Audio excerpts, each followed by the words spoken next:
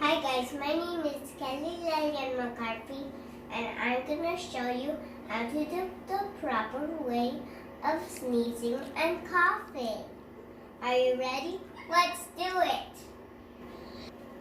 First, you use a tissue when you cough and sneeze. Achoo! Throw right away after you're done using the tissue. And always carry a clean tissue with you.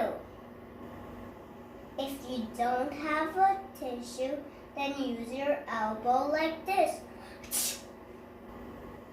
Never touch your eyes, your nose, your mouth, your ears when you sneeze and cough. Avoid coughing with your hands. Wash your hands at least 30 seconds like this.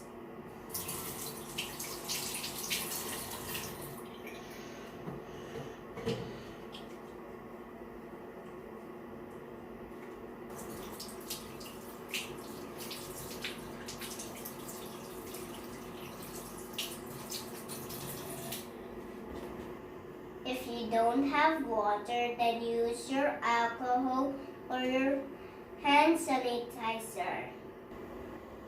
When you are sick, then just stay at home, safe, so no virus is in your side.